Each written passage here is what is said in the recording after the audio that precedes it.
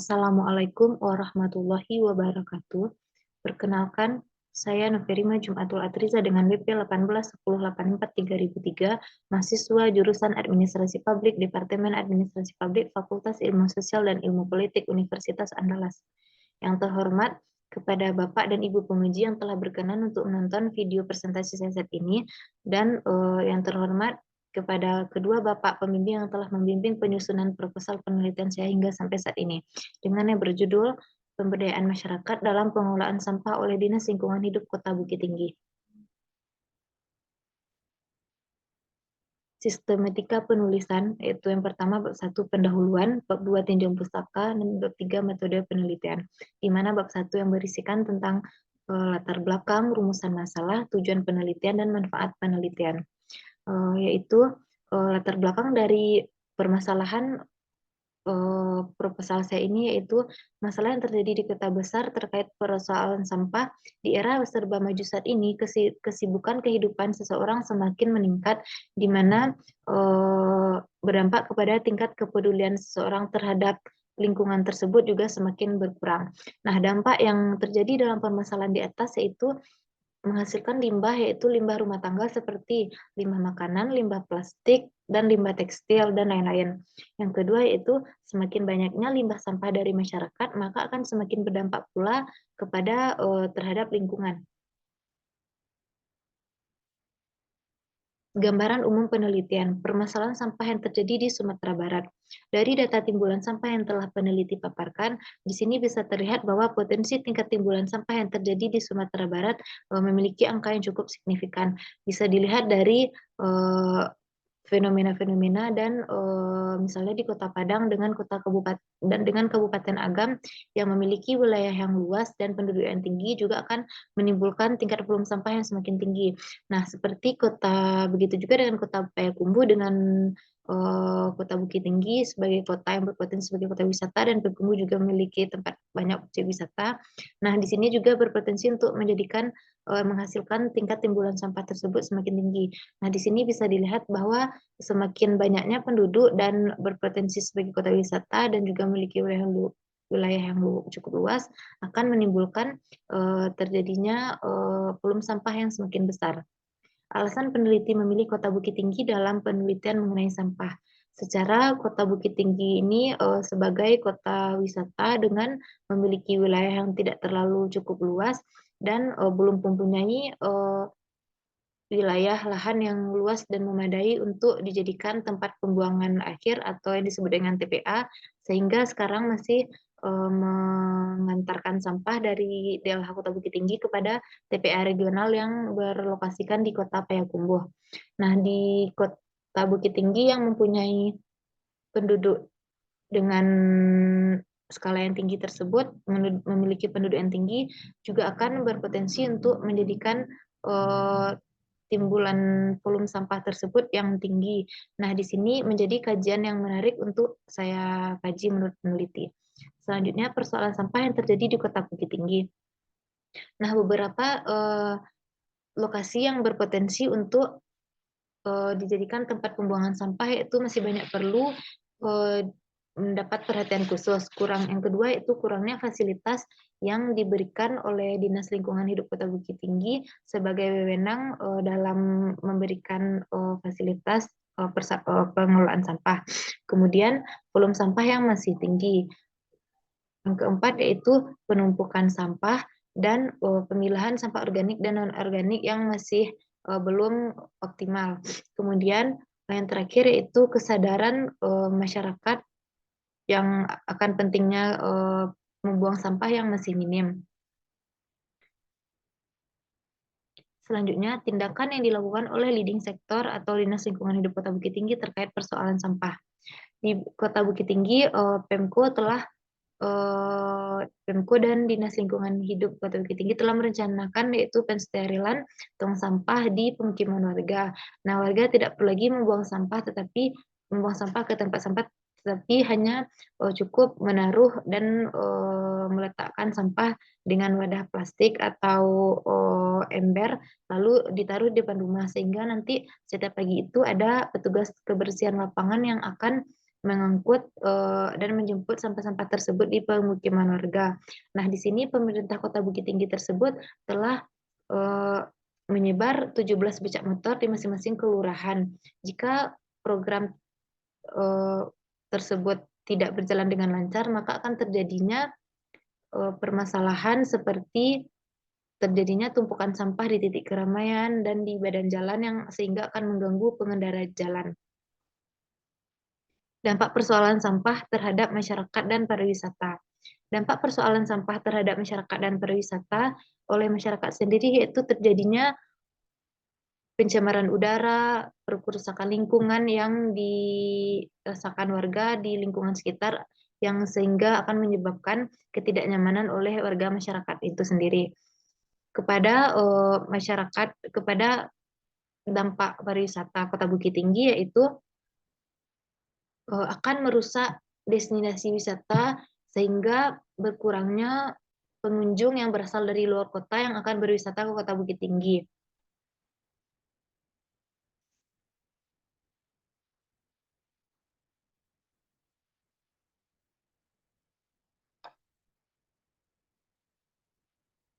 Kemudian fokus dan arah penelitian. Pemberdayaan masyarakat dalam pengelolaan sampah. Di sini teori yang digunakan dalam mengkaji pemberdayaan masyarakat dalam pengelolaan sampah yaitu teori pemberdayaan masyarakat oleh E.V. Chambers. Aplikasi teori terhadap sampah. Jadi teori E.V. Chambers tersebut kepada pemberdayaan itu di mana konsep pemberdayaan masyarakat yaitu upaya memberikan otonomi, wewenang, dan kepercayaan terhadap setiap individu dalam satu organisasi serta mendorong mereka agar untuk kreatif dalam menjalankan tugasnya secara baik.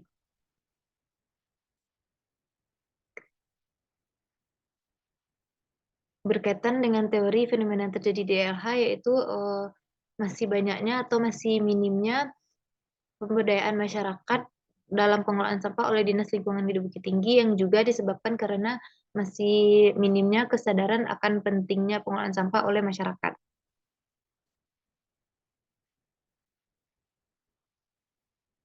Strategi yang digunakan DLH dalam pengelolaan sampah yaitu uh,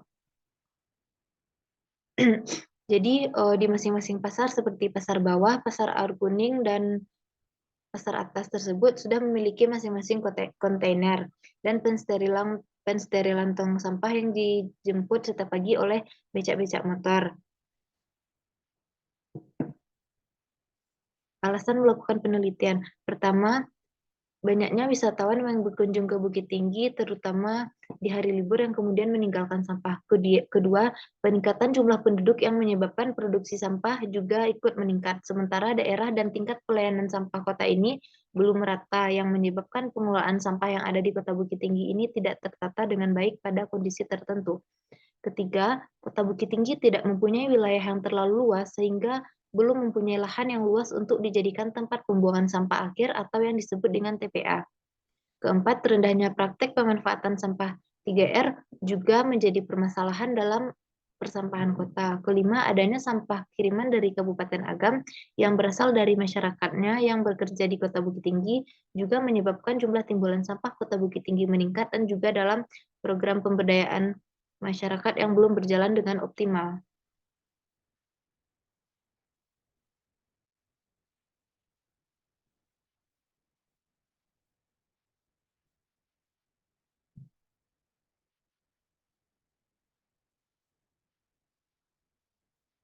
Kemudian masuk kepada rumusan masalah, yaitu yang peneliti sajikan di sini bagaimana pemberdayaan masyarakat dalam pengelolaan sampah oleh Dinas Lingkungan Hidup Kota Bukit Tinggi. Untuk mengetahui tujuan dari penelitian ini yaitu mendeskripsikan bagaimana pemberdayaan masyarakat dalam pengelolaan sampah oleh Dinas Lingkungan Hidup Kota Bukit Tinggi. Manfaat dari penelitian adapun yaitu manfaat teoritis dan yang kedua yaitu manfaat teori praktis. Bab 2 yang di sini yaitu adanya penelitian terdahulu, teori, skema pemikiran, definisi konsep, dan definisi operasional. Penelitian terdahulu yaitu yang pertama dari penelitian Fauzi Muhammad R. dan Sutomut pada tahun 2017 yaitu partisipasi masyarakat dalam program bank sampah Pendowo Berseri, Desa Tritih Wetan, Kecamatan Jeruk Legi, Kabupaten Cilacap, di mana hasil penelitian menunjukkan bahwa sebagian besar tingkat partisipasi berdasarkan tahapan menikmati hasil memiliki kategori tingkat tinggi sebanyak 52 anggota nasabah atau 83,9% dan kategori sedang sebanyak 10 anggota nasabah atau 16,1%. Hal ini disimpulkan bahwa tahapan menikmati hasil dalam tingkat partisipasi masyarakat tinggi atau sudah baik disebabkan karena tingginya keterlibatan masyarakat dalam pelaksanaan program Bank Sampah Pondok Berseri di Desa Tritih Wetan, Jeruk Legi, Cilacap. Yang kedua yaitu penelitian oleh Linda Tersani pada tahun 2019 yang berjudul Peran Dinas Lingkungan Hidup Kebersihan dan Keindahan Kota dalam Mewujudkan Keindahan Kota Banda Aceh, di mana hasil penelitian ini yaitu upaya yang dilakukan oleh DLHK 3 dalam menghadapi hambatan di lapangan diantaranya melaksanakan program composting skala rumah tangga serta melakukan penyuluhan sosialisasi bagi masyarakat. Selanjutnya, penelitian oleh Dona Amelia Juarsa Badri pada tahun 2017 yang berjudul Partisipasi Masyarakat dalam Pengelolaan Sampah dengan konsep 3R di Kota Bukit Tinggi. Hasil penelitian ini memperlihatkan tingginya keinginan masyarakat Kota Bukit Tinggi untuk berpartisipasi pada 10 Bukit Tinggi program 3R. Yang keempat yaitu inovasi pengelolaan sampah berbasis masyarakat yang diteliti oleh Firmansyah Fatimah Mubarokah pada tahun 2016 di mana berisikan terciptanya kesadaran masyarakat terkait pengelolaan sampah yang baik terjadi peningkatan pendapatan kelompok bank sampah dan nasabahnya. Berjalannya usaha kerajinan berbahan sampah yang dikelola oleh ibu-ibu di Desa Karanganyar. Terbangunnya kemitraan pihak yang terkait dalam pengelolaan sampah. Selanjutnya itu teori pemberdayaan masyarakat oleh Eve Chambers dengan 4 variabel yang tertera pada proposal peneliti. Yang pertama yaitu variabel people centered. People centered ini itu berkaitan dengan variabel fenomena tersebut terlihat langsung dengan proses tersebut memang berpusat pada masyarakat. Dalam proses pemberdayaan melalui sosialisasi akan pentingnya kesadaran dalam masyarakat sampah ditujukan kepada masyarakat. Yang kedua yaitu participatory, di mana ini variabel partisipasi dalam DLH bisa dilihat langsung fenomenanya melalui program pengomposan di mana adanya keikutsertaan partisipasi masyarakat langsung dalam pengolahan sampah menjadi kompas. Yang ketiga yaitu empowering, di mana pada variabel empowering ditemukan aturan membuang sampah dari jam 6 sore sampai jam 6 subuh. Apabila ada yang melanggar akan diberikan sanksi. Selanjutnya, yang terakhir yaitu program sustainable atau berkelanjutan bisa dilihat dari program kompos di mana sampah-sampah yang dihasilkan tersebut akan secara berkelanjutan diolah menjadi pengomposan, di mana kompos yang dihasilkan tersebut bisa dijadikan sebagai pembangunan taman-taman kota dalam kemajuan Kota Bukit Tinggi sebagai kota pariwisata. Selanjutnya skema pemikiran, Kota Bukit Tinggi yang belum mempunyai TPA karena belum memiliki wilayah yang luas dan memadai dan masih ditemukannya tumpukan sampah, yaitu diatur berdasarkan Undang-Undang Nomor 18 Tahun 2008 tentang pengelolaan sampah, dipertegas dengan Peraturan Daerah Nomor 5 Tahun 2014 tentang pengelolaan dan retribusi pelayanan persampahan kebersihan. Kemudian yaitu pemberdayaan masyarakat dalam pengelolaan sampah oleh Dinas Lingkungan Hidup Kota Bukit Tinggi dengan memakai konsep pemberdayaan masyarakat oleh variabel-variabel Eve Chambers. Yang pertama yaitu people center, participatory, empowering, dan sustainable.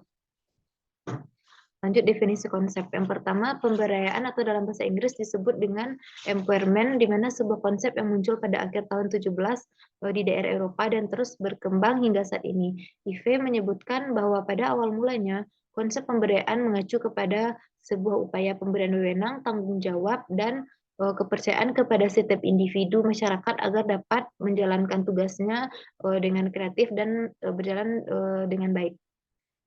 Yang kedua yaitu sampah adalah sesuatu yang dibuang yang didapat dari hasil produksi dan kegiatan industri dan kegiatan rumah tangga. Sampah adalah juga sesuatu yang tidak digunakan lagi dan dibuang begitu saja. Masuk kepada definisi operasional, di mana yang pertama yaitu people center dengan indikator menetapkan sasaran dan tujuan.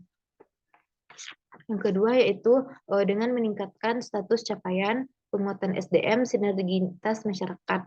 Ada variabel partisipatori, yaitu pendefinisian keterlibatan masyarakat, capaian dan target, kontribusi, luaran atau output. Yang kemudian variabel yang ketiga yaitu empowering, yaitu kebijakan atau regulasi, turunan konkret berupa aturan teknis pelaksanaan, penerapan reward dan sanksi, penerimaan masyarakat, dan juga dengan keberlangsungan program tersebut. Selanjutnya yaitu kesadaran masyarakat, evaluasi kegiatan, dan rencana tindak lanjut. Masuk kepada bab 3, di mana di sini juga tertera pendekatan dan desain penelitian, teknik pengumpulan data, teknik pemilihan informan, peranan peneliti, proses penelitian, unit analisis, teknik analisis data, dan teknik keabsahan data. Di sini itu pendekatan dan desain penelitian. Pendekatan yang dilakukan itu yang digunakan pendekatan kualitatif, di mana prosedur penelitian yang menghasilkan data deskriptif berupa kata-kata tertulis atau lisan dan orang-orang dan perilaku yang dapat diamati. Kemudian tipe deskriptif mempelajari masalah-masalah dalam masyarakat serta tata cara yang berlaku dalam masyarakat serta situasi termasuk tentang hubungan kegiatan-kegiatan, sikap-sikap, pandangan, serta proses-proses yang sedang berlangsung dan pengaruh-pengaruh dari situasi fenomena. Selanjutnya, teknik pengumpulan data, di mana di sini peneliti menggunakan teknik wawancara dan teknik observasi. Selanjutnya, teknik pemilihan informan. Di sini itu yang digunakan teknik purpose sampling, yaitu teknik pengambilan sampel sumber data dengan pertimbangan tertentu. Peranan peneliti. Di sini peranan peneliti yaitu dengan menjadi instrumen utama, yaitu di mana peneliti di sini melakukan turun lapangan langsung untuk melakukan wawancara dan mengumpulkan data informasi dari hasil wawancara dan observasi yang peneliti lakukan. Kemudian proses penelitian yang pertama yaitu merumuskan dahulu bagaimana permasalahan yang terjadi di tempat peneliti atau objek penelitian di Kota Bukit Tinggi. Yang kedua yaitu wawancara dengan pihak yang terkait dengan permasalahan yang teliti. Selanjutnya mengumpulkan dokumen-dokumen sebagai referensi atau penunjang penelitian. Hal ini bertujuan untuk mengumpulkan data dan informasi yang dapat digunakan untuk mencari tahu lebih banyak tentang pemberdayaan masyarakat dalam pengelolaan sampah oleh Dinas Lingkungan Hidup Kota Bukit Tinggi. Selanjutnya unit analisis. Ya, di sini itu unit analisis dalam kajian proposal saya. Yang pertama yaitu Dinas Lingkungan Hidup Kota Bukit Tinggi. Yang kedua Dinas Pengelolaan Pasar Unit Pasar Bawah. Kemudian Satpol PP, masyarakat, dan kadar Satgas RT RW. Selanjutnya itu bank sampah. Teknik analisis data di sini itu tahap reduksi data, tahap penyajian data, dan penarikan kesimpulan verifikasi. Teknik keabsahan data yang digunakan di sini itu triangulasi sumber, adalah triangulasi membandingkan dan mengecek balik derajat kepercayaan suatu informasi yang diperoleh melalui waktu dan alat yang berbeda dalam penelitian kualitatif. Baiklah, sekian hasil dari presentasi saya. Apabila ada salah, mohon dimaafkan. Wabillahi taufiq wal hidayah. Wassalamualaikum warahmatullahi wabarakatuh.